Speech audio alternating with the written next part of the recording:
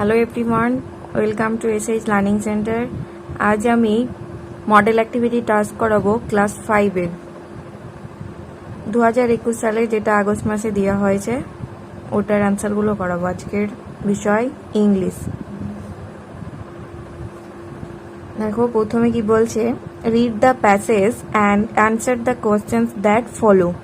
প্যাসেজটাকে পড়ো এবং নিচের প্রশ্নগুলির উত্তর দাও।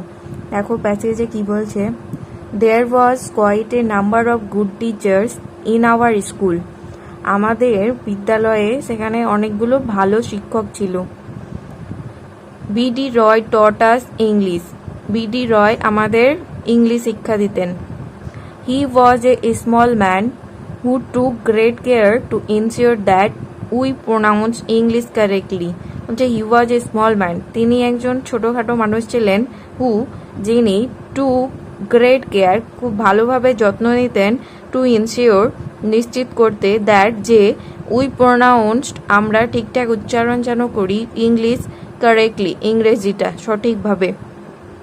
অন ডে, একদিন, হি টোল্ড আস, তিনি আমাদের বললেন, the story of the ox and the frog from Aesop's fables.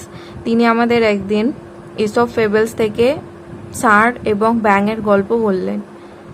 Before telling us the story, এই গল্পটা বলার আগে, হি টট আস, তিনি আমাদের শিখালেন, how the pronunciations of the depends on whether the following word begins with a vowel or a consonant. যে কিভাবে আমরা দায়ের প্রোনাউন্সিয়েশন মানে উচ্চারণ কিভাবে করব।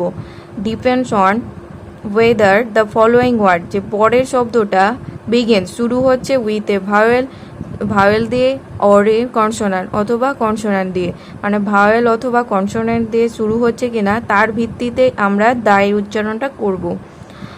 আই ফন্ডলি রিমেম্বার আওয়ার হেড পণ্ডিত।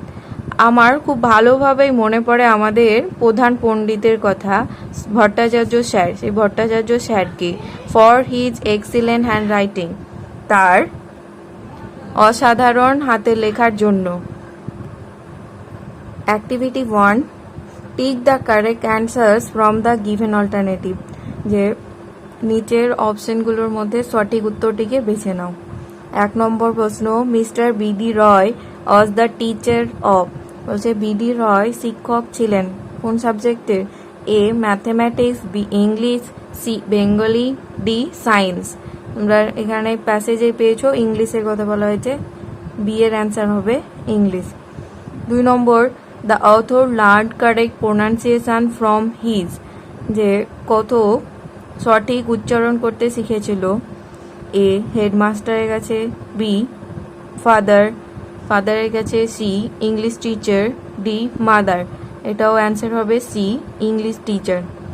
3 নম্বর, the ox and the frog is a tale from. এই ষাঁড় এবং ব্যাঙের গল্পটি নেওয়া হয়েছে এ পঞ্চতন্ত্র,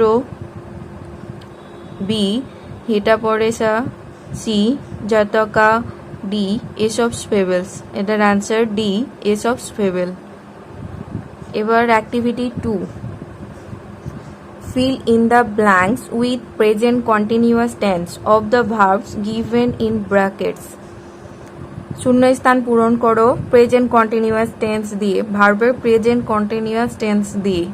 ব্র্যাকেটে যে ওয়ার্ড দেওয়া আছে সেটাকে প্রেজেন্ট কন্টিনিউয়াস টেন্সে পরিণত করতে হবে। এ দ্য বয় ড্যাশ, এখানে ব্র্যাকেটে আছে ড্র, এ পিকচার, ড্র মানে আঁকা। এবার কন্টিনিউয়াস টেন্স বলেছে, সেহেতু বয়ের পাশে, যেহেতু বয় একজন, তার পাশে ইজ বসবে, আর ড্রর সঙ্গে আইএনজি যুক্ত করে কন্টিনিউয়াস টেন্স করতে হবে। তাহলে the boy is drawing a picture. B they dash play in the field. এবার দে মানে তারা অনেকগুলো, তার পাশে আর বসবে, আর প্লের সঙ্গে আইএনজি যুক্ত করে প্লেইং, তাহলে they are playing in the field. C Ranjan dash write a letter. ঠিক একই রকম রঞ্জনও একাই বলে ইজ বসলো, আর রাইটের সঙ্গে আইএনজি যুক্ত করে রাইটিং এ লেটার। তারপর activity 3, Activity 3. Identify the subject and predicate of the following sentences. নিচের বাক্যগুলি থেকে সাবজেক্ট এবং প্রেডিকেট আইডেন্টিফাই করতে মানে চিহ্নিতকরণ করতে হবে। তো A, the sun rises in the east, আমি অ্যান্সার করেছি A, the sun rises in the east. এটার সাবজেক্ট হবে দ্য সান আর প্রেডিকেট বাকি অংশটি rises in the east. B, my brother is singing a song, তো এখানে সাবজেক্ট হবে মাই ব্রাদার, প্রেডিকেট হবে বাকি অংশ is singing a song. Subject মানে হলো যিনি কর্তা, মানে যে কাজটা করে সেটাই হলো সাবজেক্ট, আর সাবজেক্ট ছাড়া যেটা বাকি অংশ সেটাই হলো প্রেডিকেট। তাহলে কে বা কাকে দিয়ে প্রশ্ন, কে বা কারা দিয়ে প্রশ্ন করে যে উত্তর পাওয়া যাবে সেটাই হলো সাবজেক্ট। তাহলে ওইভাবে বের করে নেব। তারপর সি এর দেখো, it is not easy to get pure drinking water, তাহলে এখানে সাবজেক্ট হলো ইট আর বাকি অংশ মানে is not easy to get pure drinking water, এটা হবে predicate. Activity 4. Right 5 sentences on my school, বলছে 5টা বাক্য লেখো আমার স্কুলের সম্বন্ধে, মাই স্কুল।